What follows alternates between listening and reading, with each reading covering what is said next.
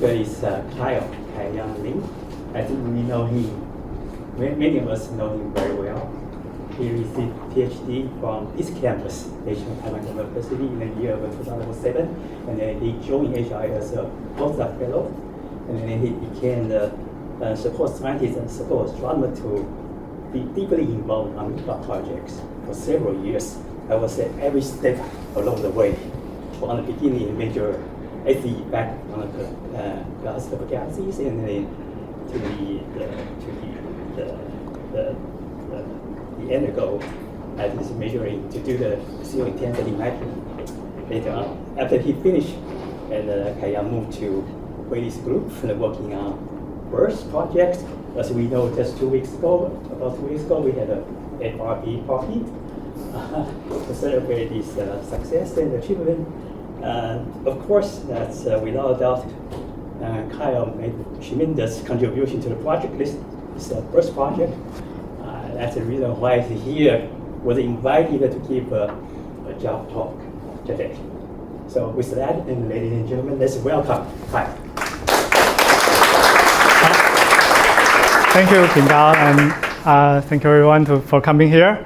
So I like to tell you a story about how I and the team, ventured into the new frontier of radio transient. So this is not something we have done here before, but while we developed the BURSTT project, we've gained a lot, and I'll show you what we have achieved and how we got here. Okay. So this will be the outline of the talk today. So beginning with introduction to the FRB, and then the status of BURSTT project. And I'll also say a few things about what BURSTT can do beyond FRB science. And then I'll finish with a little bit of a self-introduction about amoeba and intensity mapping experiences about myself. Okay, so what is an FRB? For people in this room, many are still maybe not familiar with. So FRB is a millisecond radio burst in the radio frequency, a few hundred megahertz to a few gigahertz. But the mechanism of this kind of event is still unknown. But we know that it's very energetic and it's ubiquitous. It's happening everywhere. Everywhere we look, we can see this kind of events. So on the right-hand side is a compilation of FRB events in the galactic coordinates, published ones. There are about 1,000 published at this moment. And we know there are another 4,000 coming and probably will be released very soon. So the interesting thing about these repeater FRBs is that so far, only 10% of these, we know they will repeat. They will emit the signal pulse again, but most of them we only see it once. But we don't know the true fraction of these repeaters, because the current generation of telescope that does the FRB surveys have a relatively limited field of view. So even if the FRB were to repeat, we most likely will have missed them. So that's one limitation. And then among these published FRBs, only about a few percent of these are localized, meaning that we know their location to about arc-second level, where we can identify the host galaxy. And the rest of them are at around degree scale uncertainty. We don't know which galaxy it will correspond to. And most of these have been localized with repeaters, because we can observe them more follow-up observations. And then chime outrigger. I'll talk about this outrigger meaning later, but it's a VLBI design. So it's coming online, and it will likely localize every FRB in their survey volume. And BURSTT will also do the same thing for our survey volume in the near future. Okay, and then currently the all sky FRB event rate, based on our understanding so far, is that there are maybe 1,000 of them every day at our current sensitivity level. And, or if we normalize to the survey volume, it's about 10,000 events per gigaparsec cube per year. That's a lot of events if we compare to, for example, the GRB event rate, which is roughly about 500 events per year. And why is this significant? Because it's supposed it's ideal for us to do, for example, lensing time delay study. And given the large sample potentially out there that we can probe, we can have enough statistics to find them behind clusters, and we can have enough statistics to measure H0 precisely over a large redshift range. And for all this, for this kind of science, we do need to know the source redshift. So the localization part is quite important. Okay. Okay, and then besides trying to understand FRB, and FRB, even if we don't know what they are still very useful as a probe to the universe. So for example, we know that when the burst happened, because it's a very short duration phenomena, we know it comes from a very small area. It cannot have internal time structure by a lot. So they all the frequency bursts at the same time, but by the time we observe them, they have dispersion delays due to the propagation effect through the ionized medium in the universe. So it's we see this dispersion, and it's characterized by this dispersion measure, which is the integration of the free electrons along the line of sight. And so it is a good probe of this ionized medium in the interstellar medium across to any direction. And the interesting thing about this kind of probe is that this is good for measuring warm or hot ionized medium at around 10,000 Kelvin, which doesn't emit, and then it's very hard to detect them otherwise. So this is a very useful way to probe the universe. And also recently there are also studies suggesting that Milky Way is probably in the middle of a local void, looking at galaxy density or from kinematics like BL, RSD structures in BL. But the local void may be void of galaxies, but how about the baryon content? We don't know that. And this, using FRB as a probe is potentially a powerful way to measure the baryon content, the missing baryon content in the local universe. And when we have about few hundred FRBs in local volume surveyed, and we know their distance, then we can probably start to put a very good constraint on this kind of problem.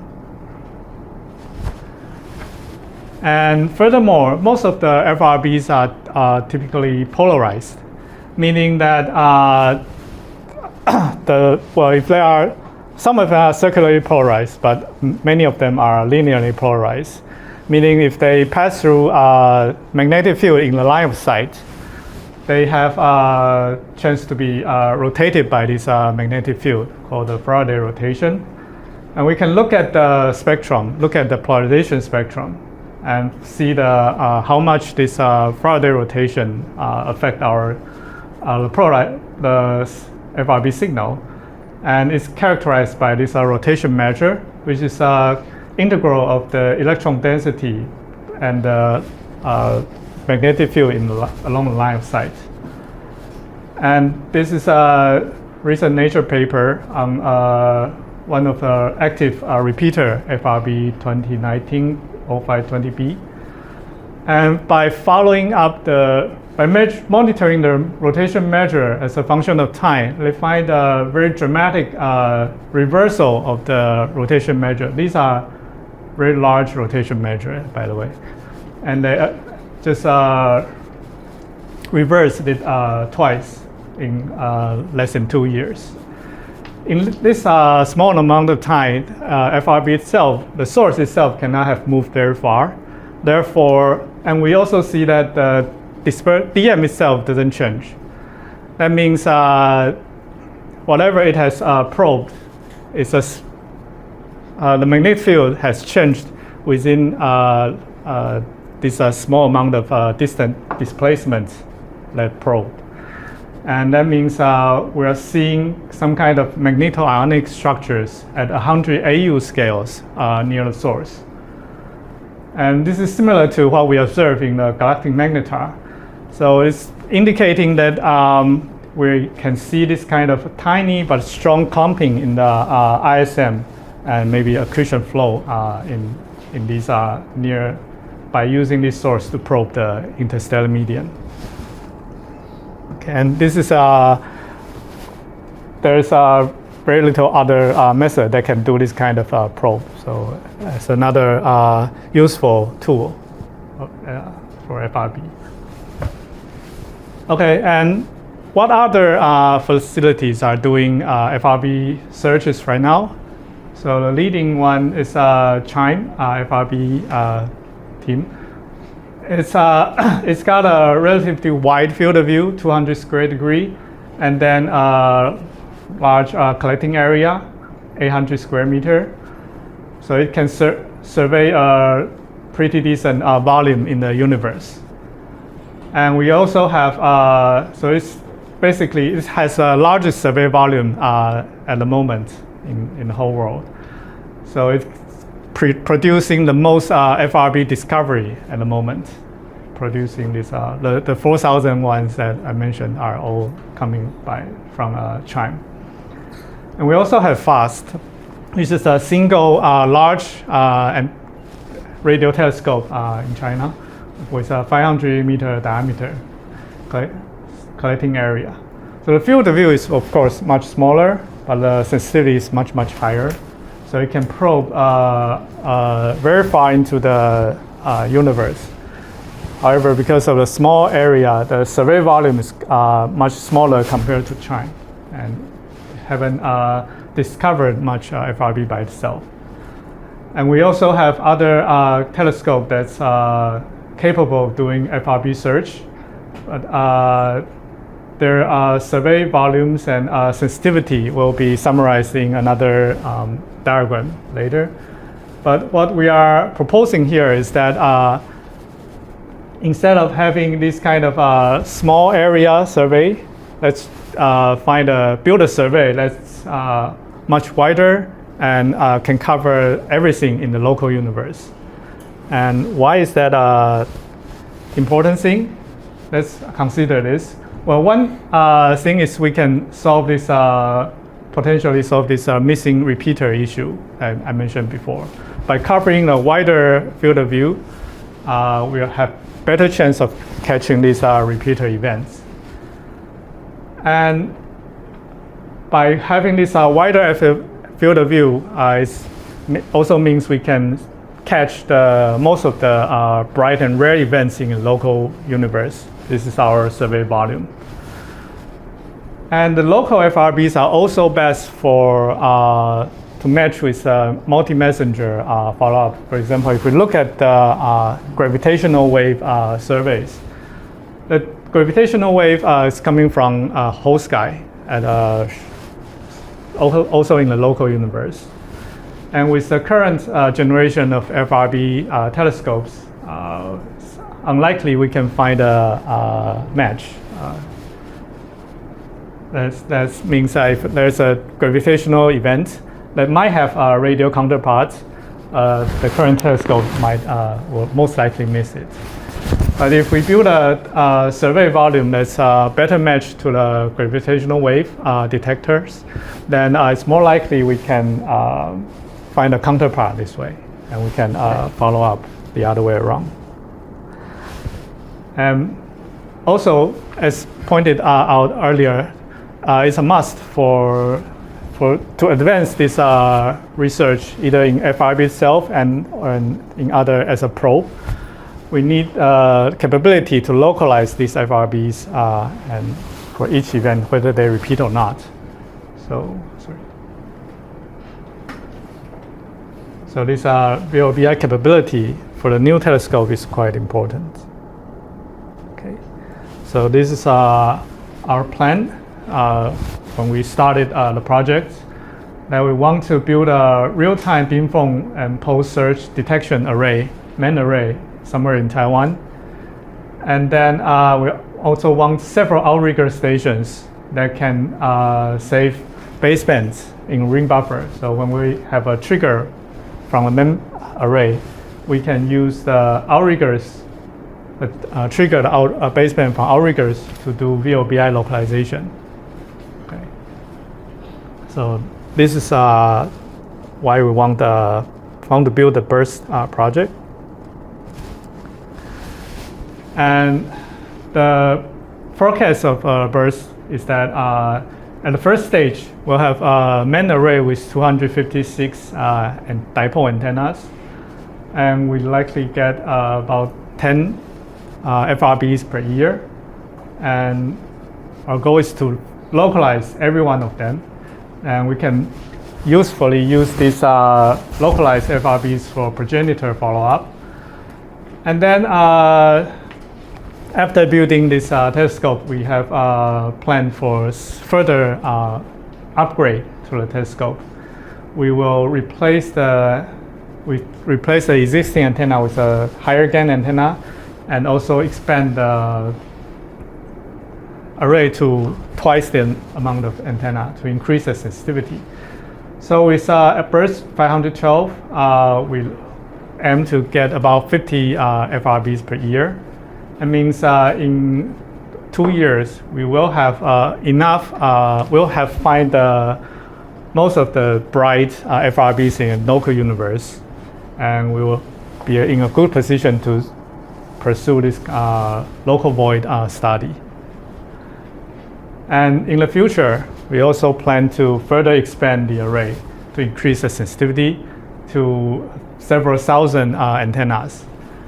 By doing this, we will have largest survey volumes compared to all the other telescopes, therefore dominating the FRB discovery in the near future. And with this, there is a good chance that we can find lensed FRBs for this lensing time delay study in the coming few years. Question for the clarification. Yes. So with this future expansion, what would be the expected redshift range for this FRB detection? Right. So the redshift range will be, I think, maybe redshift up to redshift 1 or so. Okay. So yeah. More possibility for them. So the collecting area will be comparable or better than current chime, and that's where most of the FRBs are coming from. And just like to also mention that currently BURST 256 is sitting in this effective collecting area and field of view diagram around here. And this dashed line shows roughly where the survey volume corresponds to and the event rate corresponds to. So it's comparable to where FAST is right now. Okay, so this is where we are. We have a similar kind of survey volume and discovery rate compared to FAST. Okay, so let me give you a current status of BURST after these 3 years of development. And the BURST is not a small team. In IAA, we have like 30 people actively participating and contributing to the project. We also have a significant contribution from our neighbor, the NTU La Cospa team. And then we have also other scientific collaborations with Tsinghua and Zhongxing University. and Zhanghua Education, Zhanghua University of Education. And later we also add collaboration with Jinmen University, where we plan to build another outrigger stations there. And then we also have external collaborators from Japan and India, where we will build overseas outrigger stations to expand our localization capability. So this is the status of our domestic sites right now. So in Fushan, this is Botanic Garden. This is where our main array is right now. We have completed the 256 antenna installation and is in operation, routine operation now. And we also have 64 antenna outrigger stations in Nantou and another 64 antenna outrigger stations in Green Island. Both of them are also running at the moment. And we are investigating trying to set up the Jinmen station in the next couple of months. So hopefully by end of this year or early next year, we'll have at least several outrigger stations all the time to help us localize our FRBs. And didn't mention. So with this distance, a few hundred kilometer distance, we are looking at around arc-second level localization accuracy. And with the overseas outrigger stations, one in Ogasawara Island in the middle of Pacific Ocean, distance to our main array is around 2,000 kilometers. And another outrigger is being built in India. And the distance is about nearly 5,000 kilometers. And we also have an outrigger station in Hawaii, where we have roughly 8,000 kilometer baseline. And at 1,000 kilometer baseline, of course, the localization accuracy is 10 times better. So we're looking at sub-arc second accuracy. And this is where we like to go. And this is still in the progress of testing. And of course, we also want to increase our baseline coverage, not just in the east-west direction, but also in the north-south direction. So we've been looking into South Korea, in Pyeongchang, and another place in Mongolia. And these are still under investigation. And this is our survey volume or survey sky coverage at the moment. We have 256 antennas and forming 256 beams on the sky. Each beam we formed is about 2.5 by 5 degrees on the sky. And the distribution of these beams cover roughly 45 by 90 degrees on the sky. But the number of beams is currently only limited by the backend processing power. So in principle, we can add more processing power and search more beams to cover a wider area. And this is a movie showing what our field of view look like. This is this 45 by 90 degree map, all sky map, and we have this all sky map. Well, basically, we can make this kind of all sky map all the time if we choose to download them. And this top panel is like a point spread function of our telescope in frequency and angle. So we can check whether our beamforming is to our expectation. And we can also predict where, for example, the sun will be in which beam. And we can cross-check that with our map. And we found that very consistent with each other. And we also have all sky map from at nighttime with, say, Cygnus A and galactic plane. So we can see Cygnus A, which is close to the galactic plane, moving across during the night. Okay. And the system is running real time, trying to search pulses. And we typically use, we check whether we can see the known pulsars regularly. And this is one example. We have a dispersed pulse coming from Crab, indicated by these yellow arrows, if you can't see the pulse here. And in real time, we also de-disperse and find the pulse strengths after de-dispersion. And this is where that pulse came from in our 256 beams. And this is the dispersion and arrival time diagram we also get from our real-time detector. And currently we get several hundred to 1,000 pulses from known pulsars every day.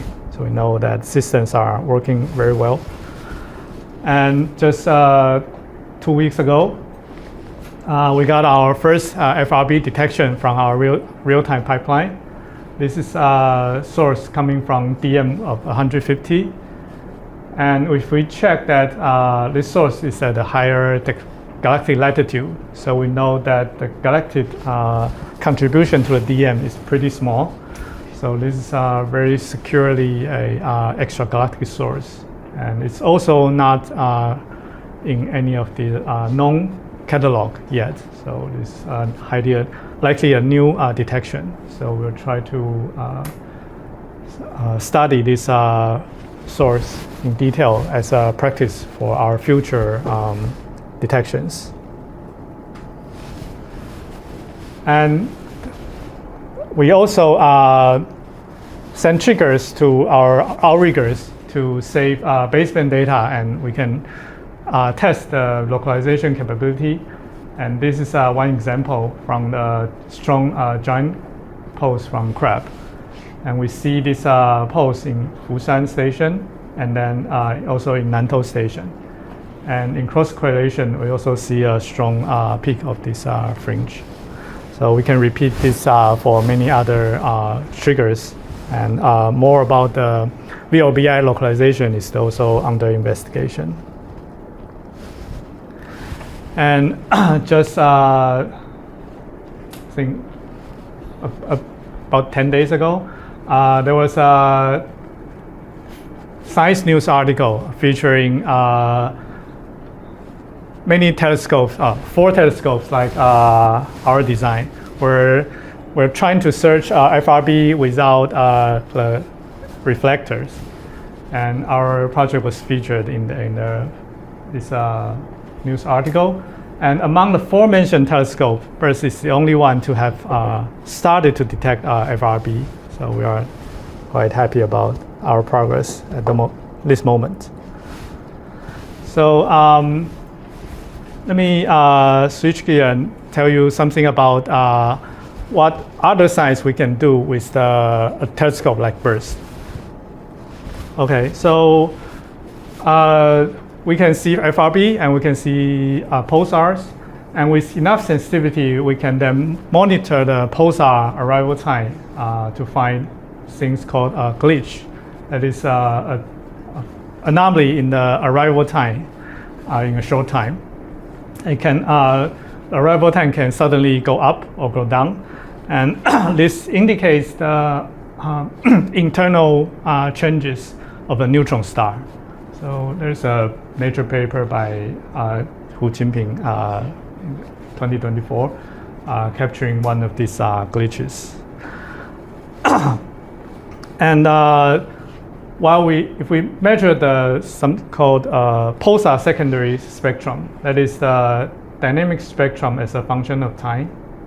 So this each vertical line is a pulsar spectrum as a function of frequency, and then we monitor it over tens of minutes or hours. Then we get this kind of dynamic spectrum. And from this spectrum, it's actually, we can see the scintillation pattern coming from multiple sources that's being lensed. That's coming from interaction of the pulse signal with a plasma screen in the interstellar medium. And we'll be able to study the interstellar medium this way. Okay. And our Daniel here is expert in using this kind of technique. And another interesting thing we can study with a telescope like BURST is to study the solar radial burst. And we've been collaborating with Professor Yang Yahui from Central University. And we started using several antennas in burst array to monitor the sun. And for example, we can capture the type 3 solar radial burst from our data, because type 3 burst is the most likely to extend beyond 300 megahertz into our observing frequency. And the signature of this type 3 burst is that it's a rapid drifting as of its frequency as a function of time. Typically, they will drift from high to low frequency in a few seconds. And the duration of this burst is also only about a second or so. Okay, and this is an example that from our telescope, we've detected many of these type 3 bursts from burst array at the moment, and we are working with their group to produce some more science product with this direction. And also for an array like BURST, it's proposed that large radio interferometer like GBT and other SKA kind of array, we will be able to measure the mean hydrogen density and BAO signal using the 21 centimeter intensity mapping method, roughly between ratio 0.5 to 1, depending on where the observing frequency is. So the right-hand side figure shows the idealized forecast for a relatively small array with 40 by 40 meter size and 300 receiver. And it's forecast to achieve 1% accuracy on the BAO parameters within 1,000 days. And if bursts expand to a few thousand antennas, then we can reduce this observing time by a factor of 10. So we'll be able to achieve this constraint in just 100 days.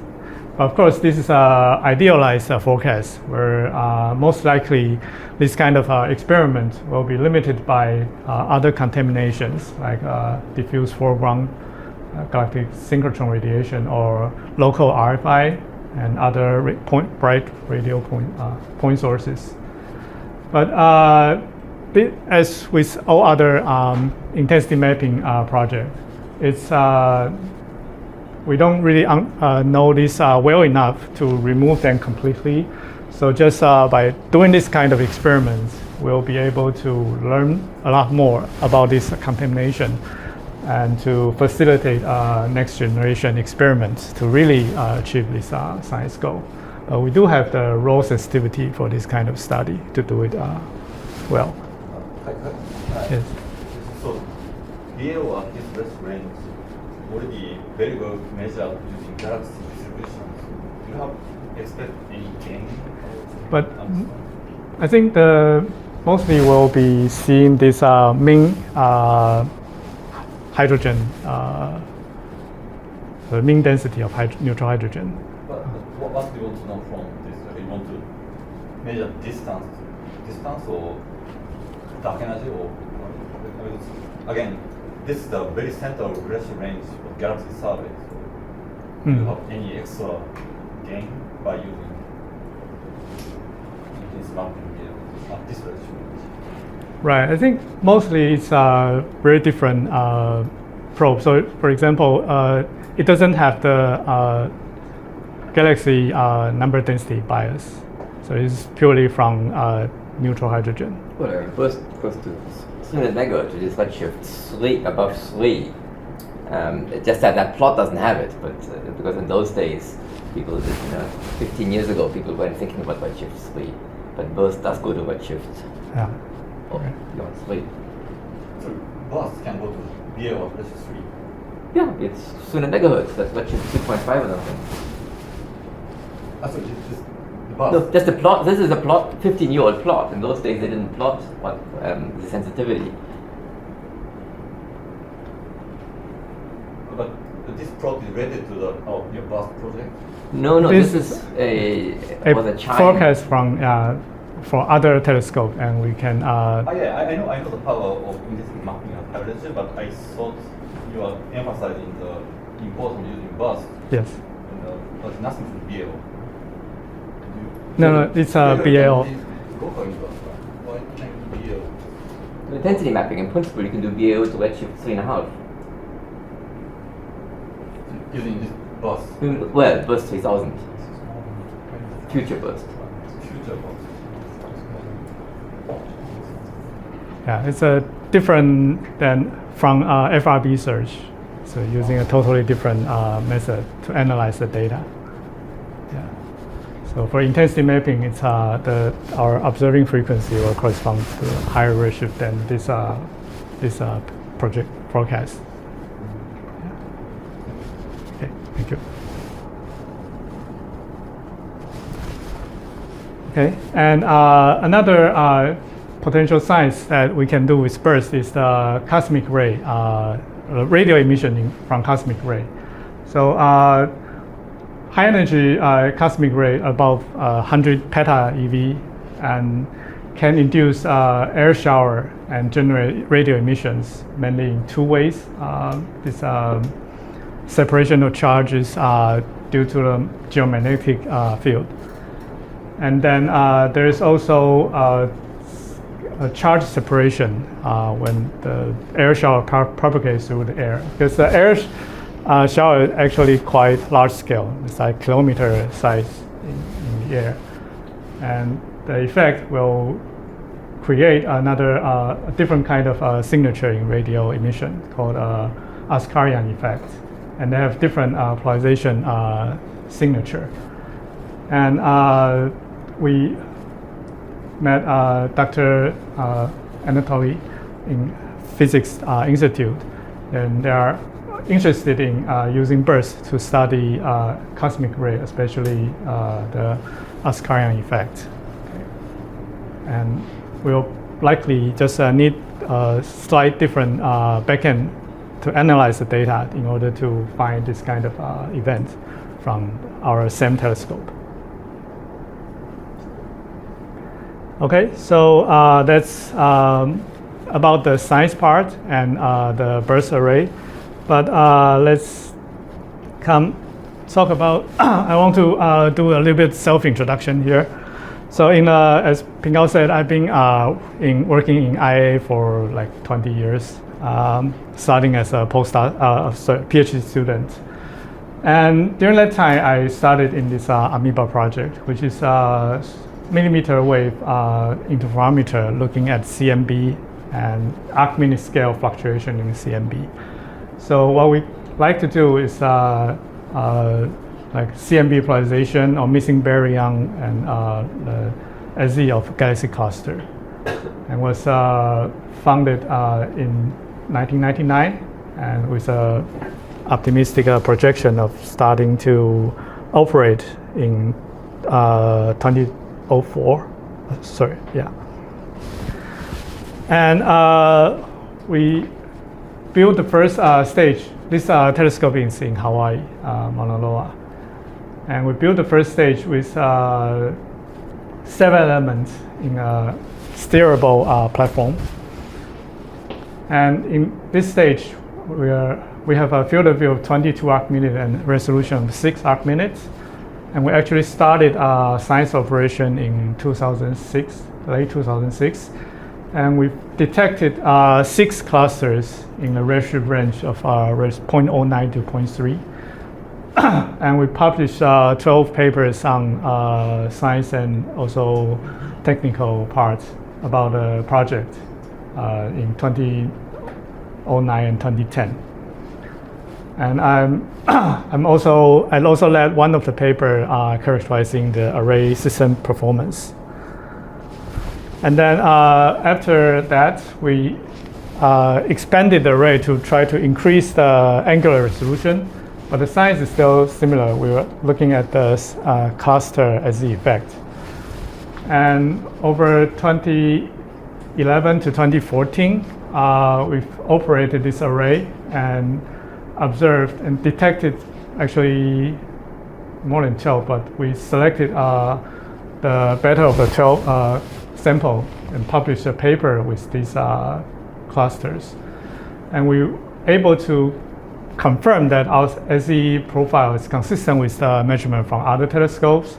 And we also derived mass based on this SE measurement. And they are consistent with the constraint from the weak lensing study. And this is my paper in 2016. And then after that phase, we transitioned the amoeba telescope to do a different science. That is the intensity mapping of CO gas across a redshift of 0.1 to 3. And we want to use this measurement to test a different model of mean CO density, and like indicated here in these two lines. But eventually, this experiment was delayed by several factors, including the aging reflectors that decreases our sensitivity, and we had to spend a lot of time trying to deal with this kind of issues. And then we have not reached the sensitivity to test any of these models by the time we close the project, because it's not as competitive to the other telescope at the moment. Still, the team in IA has learned a lot building and upgrading the amoeba telescope, and it eventually leads successes in other projects like the AMA test and assembling facility, the SMA correlator upgrade, and the GOT and more. And these are all related to the experience learned from amoeba.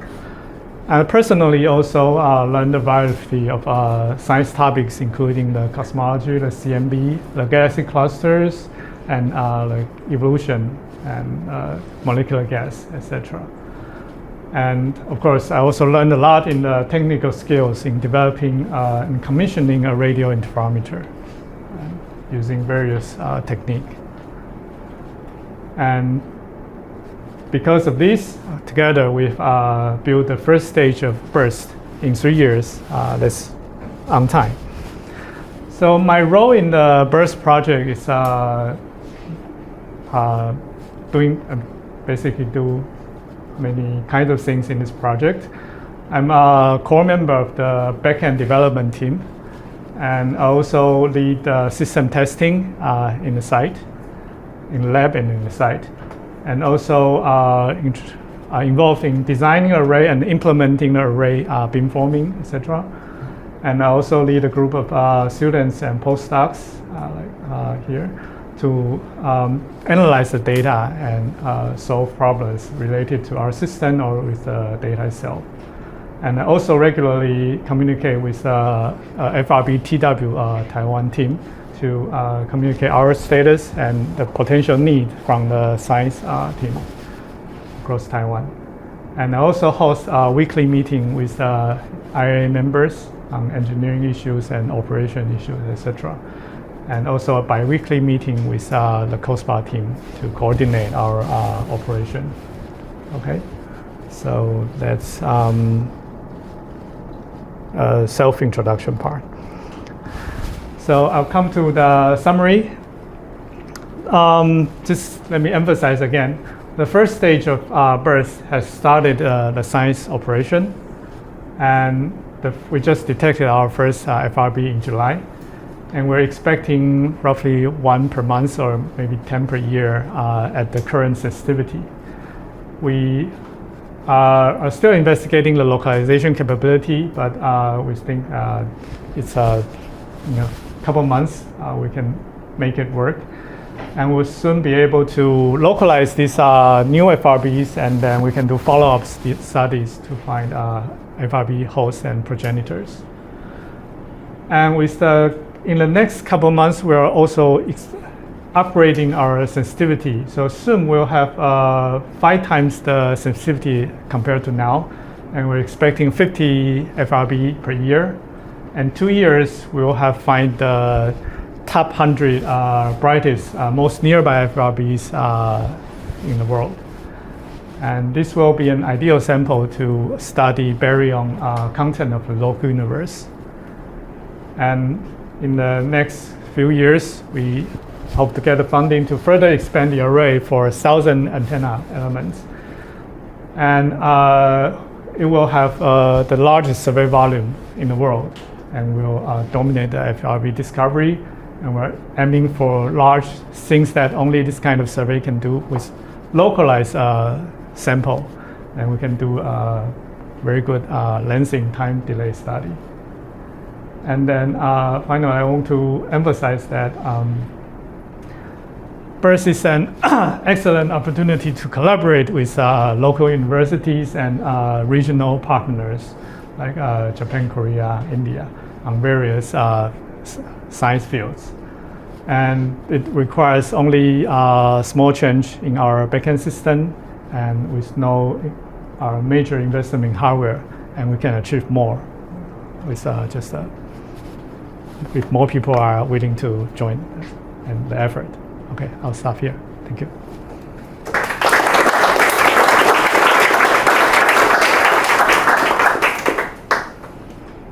Okay, any questions from the audience? Yeah, I want to know more about the future product application to the FRB timing delay, time delay measurements. So to extract the information of the Hubble constant, you need to basically separate. You need to have a lens modeling and also solve for the machine degeneracy.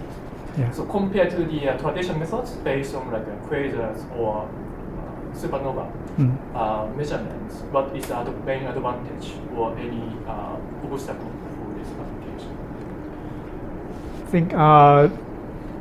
I think some of those uncertainties can be sort of averaged out with a large number of large statistics. Right.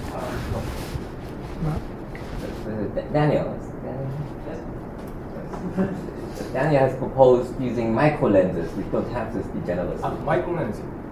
I see. Yeah, it's more. Yeah, it's more. That's what you say.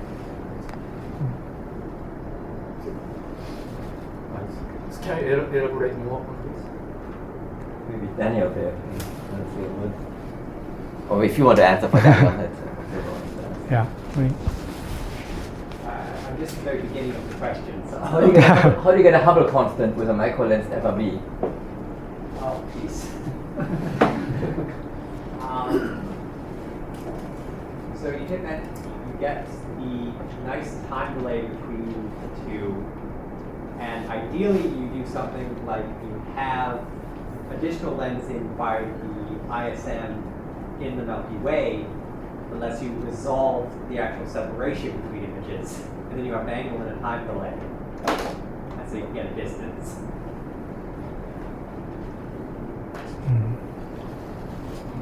Sounds more challenging, or maybe it's if you have many width, optical depth is very small, right?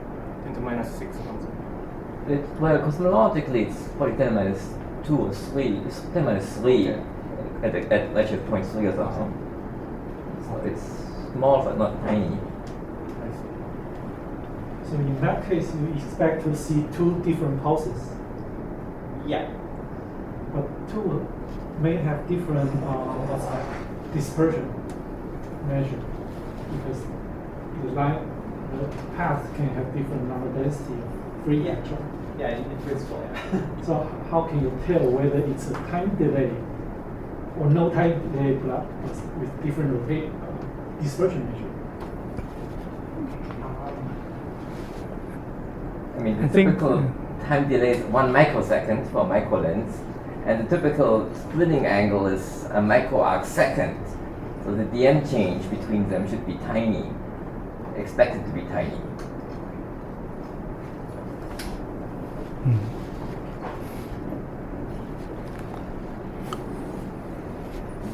Any other questions? So for this first event, I think you're saying there is no localization yet, right? Right. So we have the baseband data for this event, so we can try to, and it has SN ratio is probably better than the first detection SN ratio, which is around 13.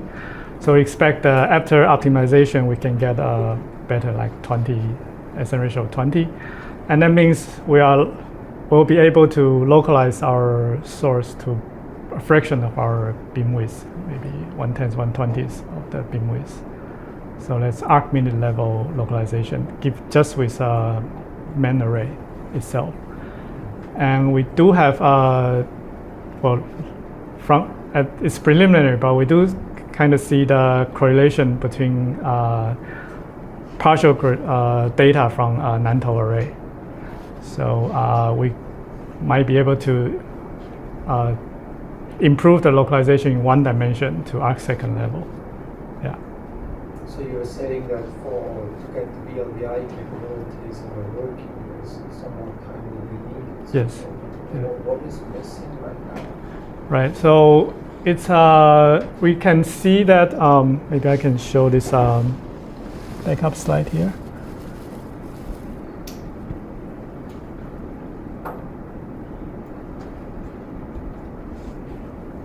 Where's that?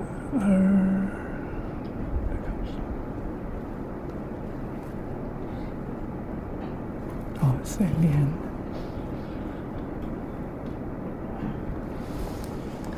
So we've done some more testing. So for example, this is a monitor of 1 pulsar over 15 minutes. So we can measure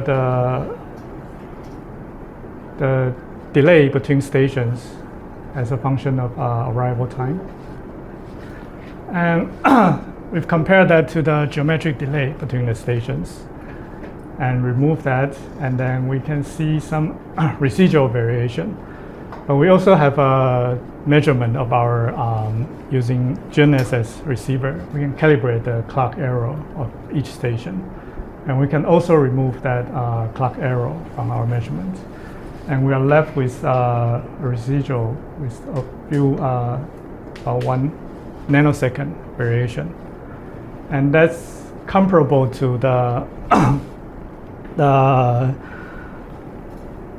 ionospheric delay we can measure from nearby satellites using the GNSS receiver. So in our work, we'll be trying to combine this information so that we can just use GNSS receiver or this kind of open loop correction to directly calibrate the delay time. And this is a relative, still monitor a relative change, the variation in a short time. So we would like to also expand this kind of study to longer time scale.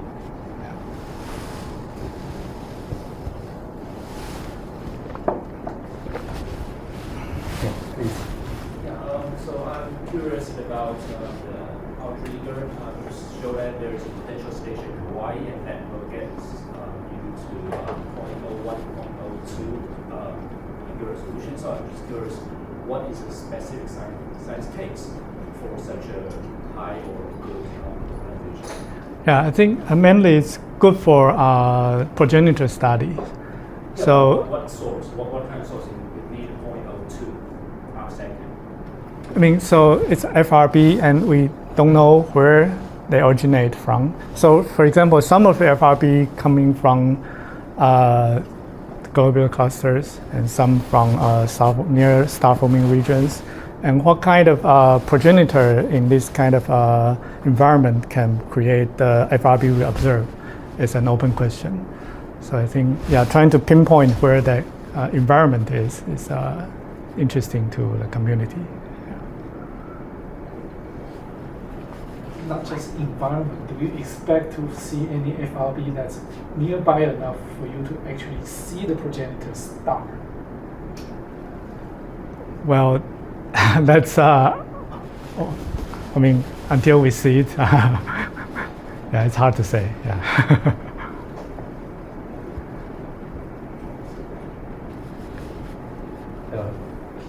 I mean, some are thought to be in binary, some are periodic and thought to be in a binary. So even though you may not see the FRB, you may see the companion.